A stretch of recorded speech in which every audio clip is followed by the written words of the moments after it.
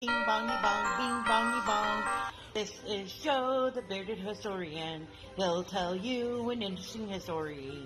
Be careful of his soldiers, they can be brats. This is Angel, she's an entity. She'll cause chaos and plant her hands at you. This is Sue, she likes spirits, not the alcohol. She's the reason this channel exists. This is David, he likes fire trucks. He's here occasionally. Bing bongy bong, bing bongy bong, bing bongy bong. We preserve his story. Good morning, or no, afternoon, evening, whatever. It's Wednesday. Ooh, I time traveled and thought it was, April 1st, but it's not, so I made an April Fool's joke on myself. Next Wednesday is April 1st. Maybe we'll play an April Fool's joke on you. You'll have to wait and see. Before all that, we've got a video. Joe's going to talk about Europe, money, and that stuff. And I've chosen some pictures for Easter. And we have an Easter race. You're going to all be Easter eggs. Ready? You see some eggs run? Shout out time. Here's a shout out just for you. You support me, so I support you. The shout out is for our friends. Let's see who it is today. Are you ready? Here we go. Alright, there's South Dakota, there's Cinephile, there's Rooks, there's Amboys, there's A&M, there's Betty, there's Belle, there's Sirkin, there's A-Space, there's Jocelyn, Driving, Ninja, T-Weezing, Jason, Baby, Phoenix, Sixpose, My Linda, David Mercy, A&M, Tessa, Reggie, Love and Live, Sheena, South Dakota, Resin, Trainer, Betty, Barry, Tom Grace, Leon, Big Ben, Rushmore, Driving, Lucia. Oh, it's gonna be close. Who's it gonna be? One day. Or day one, I can read. Okay, this is day one. Explore, inspire, create, and community. Mostly meals and reviews. There's dance, save time and money. So as you can see, it's a lot of travel, a lot of food, a lot of fun things, car show. Of course, there's some shorts with food and other things, and a live way back then. But he's got a good channel, lots of fun things to check out. Like, share, comment, and enjoy the video. Alright, files, this is all Joe's fault because I fell asleep on the job. I've been so tired. I might try to take tomorrow off. I don't know. I haven't decided yet. Oh. Anyway, Joe's going to tell us something, and I'm going to pretend to stay awake. Yeah. If she takes a nap, don't worry. I'll shut it off before it, goes too long. Anyway, for those of us out there who have an economics degree, I don't. What? Thankfully. Today's topic is going to be covering a little bit of back history, back into the 50s. And you think about how the world evolved from, say, 1930 until the 1950s. Okay. We got out of the Great Depression. There was a lot of production that was made due to World War II. A lot of different places started an economic boom because of the ability to produce at, outstanding rates. Well, some countries fared better than others. One of the things a lot of people noticed is that, well, for example, the United States, we had no problem manufacturing goods. We were popping out ships every other day, it seemed like, during the war. As far as manufacturing things like steel, the production of coal, the development of the automobiles, planes. The United States could just punch them out, and the fact that we were able to punch them out at such a rate, economically, it was easier to do business with us. Well, some of the countries over in Europe, we're not terribly thrilled with this concept because, you know, comparing the economics of, say, France, who was rebuilding after World War II, trying to compare their economics to the United States was miles apart. You know, England, same problem. You know, they had, you know, decent ways to build ships, but again, trying to deal with a superpower like the United States, who has two oceans, and you know, can produce their own steel, can produce their own wood, can produce all sorts of minerals. It wasn't very, you know, easy to compete against a, you know, big power. And now on the other side of Europe, you also had the other problem, which was the Soviet Union. The Soviet Union, to their effect, thanks to the Warsaw Pact, they had control of a lot of territory, a lot of industry, and they also all operated on the same scale. They, you know, if they needed to manufacture weapons, it wasn't a problem. If they needed to manufacture tanks, it wasn't a problem. Well, as things would develop in the 50s, early 50s, a couple of these countries kind of, you know, got together and started pushing around ideas. The first big step came in April of 1951 when the Treaty of Paris was signed, creating what was called the European Coal and Steel Community, or the ECSC. This was an international community based on supranationalism and international law designed to help the economy of Europe and prevent future war by integrating its members. With the aim of creating a federal Europe, two further communities were proposed: a European defense community and a European political community. While the treaty for the latter was being drawn up by the Common Assembly, the ECSC parliamentary chamber, the proposed defense community was rejected by the French Parliament. Of course they were. Oh dear.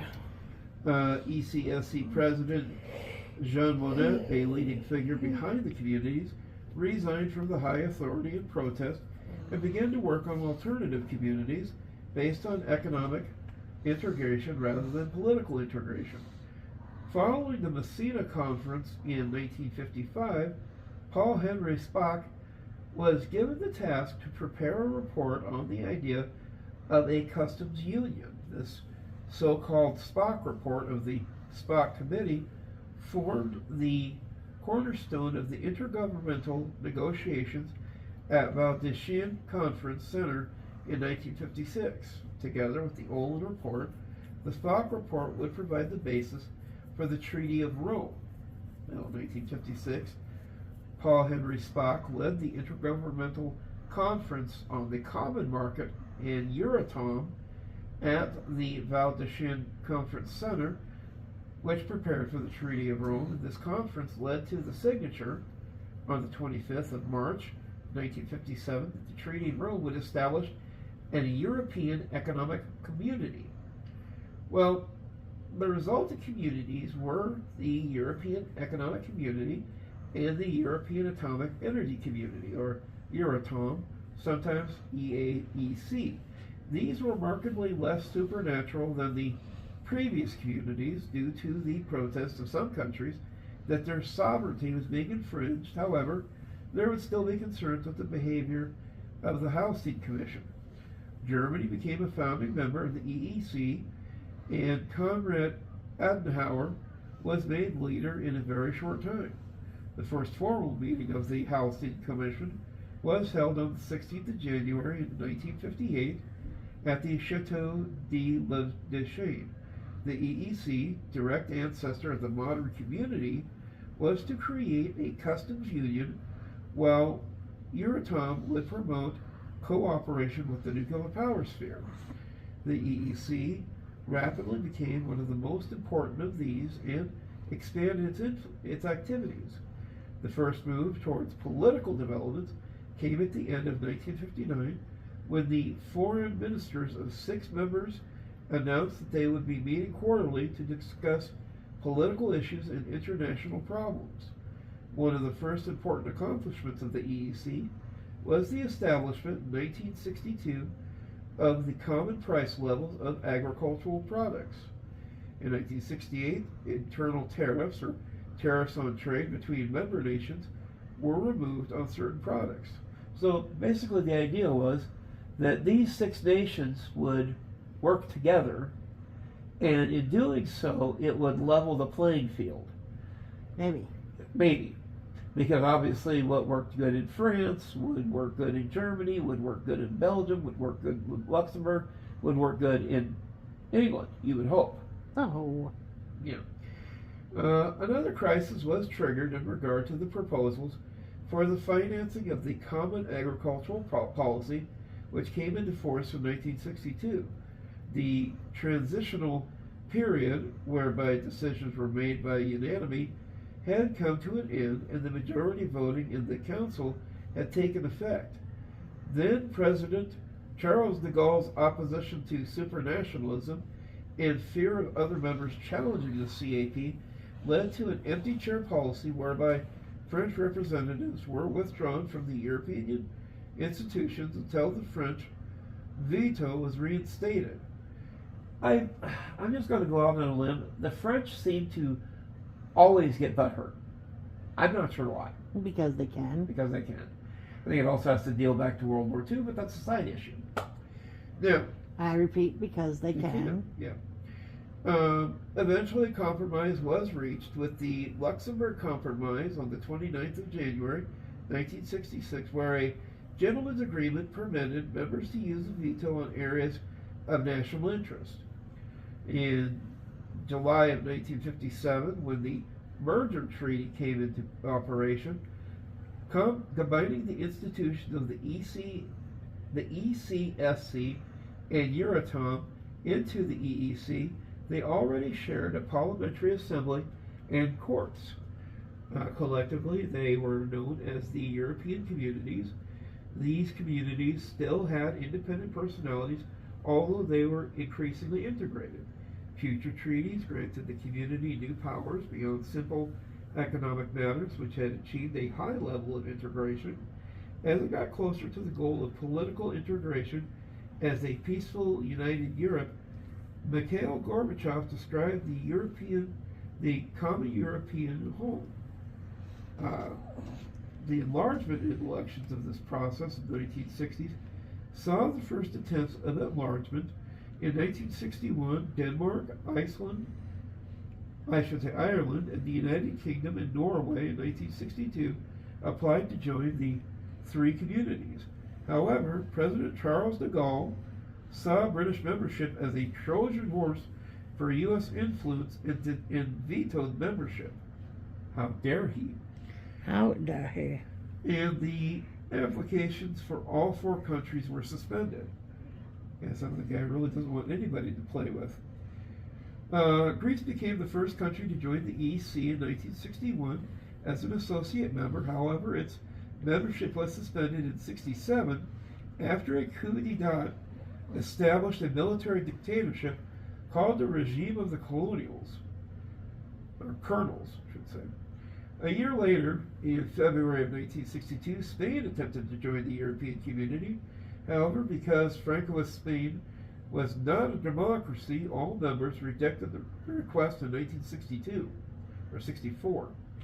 The four countries resubmitted their applications on the 11th of May, 1967, and with Georges Pompidou succeeding Charles de Gaulle as French president in 1969, the veto was lifted. Negotiations began in 1970 under the pro-European UK government of Edward Heath, who had to deal with disagreements relating to the Common Agricultural Policy and the UK's relationship with the Commonwealth of Nations.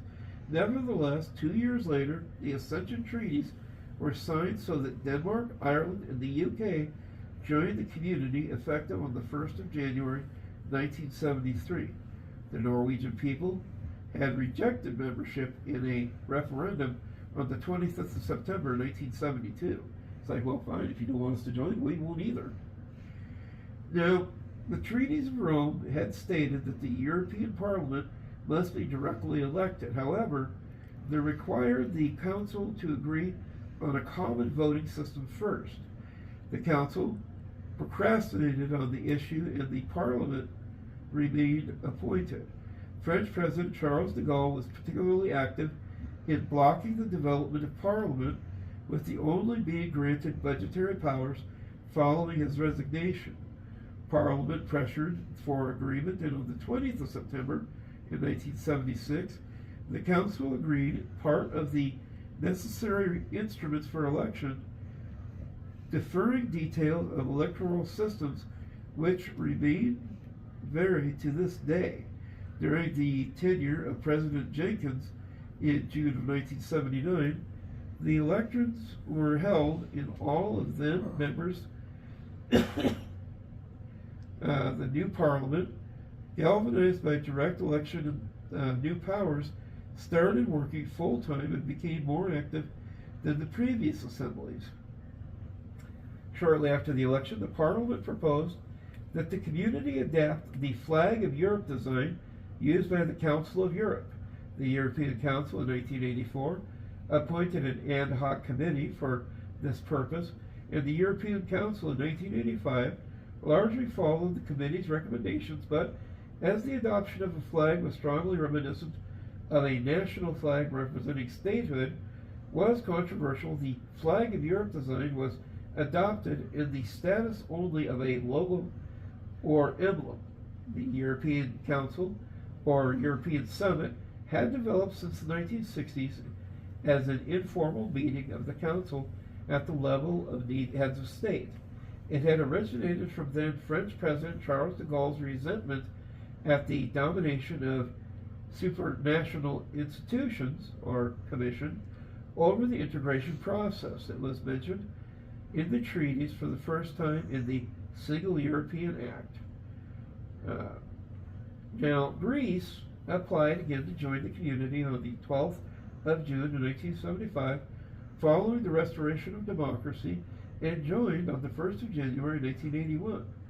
Following on from Greece, and after their own democratic restoration, Spain and Portugal applied and joined on 1986, and in 1987 Turkey formally applied to join the community, ending in the biggest application process for any country. With the prospect of further enlargement and the desire to increase areas of cooperation, the Single European Act was signed by the foreign ministers on the 17th and 28th of February in 1986 in Luxembourg and The Hague, respectively. In a single document, it dealt with the reform of institutions, extension of powers, foreign policy, cooperation, and the single market. It came into force on the 1st of July 1987. The act was followed by work on what would be the Maastricht Treaty, which was agreed on the 10th of December 1991. Now, signed the following year, coming into force on the 1st of November 1993, it would establish the European Union that paved the way for the European Monetary Union. The basic way to look at this is when all of a sudden all these individual countries merged together to work together. They had a single currency. A lot of their economic laws worked to help each other out. And so to a greater deal, it was kind of like it took them a little longer than what America had figured out what to do back in the 1700s. Of course, this is also after World War II and World War I had happened. But the benefit was that the European community absorbed the European communities as one of its three pillars. The EEC's areas of activities were enlarged and were renamed the European Community, continuing to follow the supranational structure of the EEC. The EEC institutions became those of the EU. However, the Court, Parliament, and Commission had only limited input in the new pillars, as they worked on a more intergovernmental system than the European communities. This was reflected in the names of the institutions. The Council was formerly the Council of the European Union, while the Commission was formerly the Commission of the European Communities. There were more competencies listed in Article 3 of the European Communities Pillar than there are in Article 3 of the Treaty of Rome. This is due, in fact, that some competencies were already inherent in the Treaty of Rome, some were referred to the Treaty of Rome, and some were extended under Article 235 of the treaty. Competencies were added to cover trans-European networks and the work of the Culture Committee and the Education Committee that previously shared existing competencies. The only entry in Article 3 that represented something new is the competence covering the entry and movement of persons in the internal market. However, after the Treaty of Maastricht, Parliament gained a more formal role. Maastricht brought in the co-decision procedure, which gave equal legislative power with the Council on Community Matters. This replaced the informal parliamentary blocking powers established in the 1979 Isoglos decision. It also abolished any existing state-like simple majority voting in the EEC, replacing it with qualified majority voting, a procedure more commonly used in the international organizations. The Treaty of Amsterdam transferred responsibility for free movement of persons, example visas, illegal immigration, and asylum, from the Justice and Home Affairs pillar to the European Community, and was renamed Police and Judicial Cooperation in Criminal Matters. Both Amsterdam and the Treaty of Nice also extended co-decision procedure to nearly all policy areas, giving Parliament equal power to the Council of the Community. So, in a basis sense, you can look at this whole issue. It started out as an economic helping hand.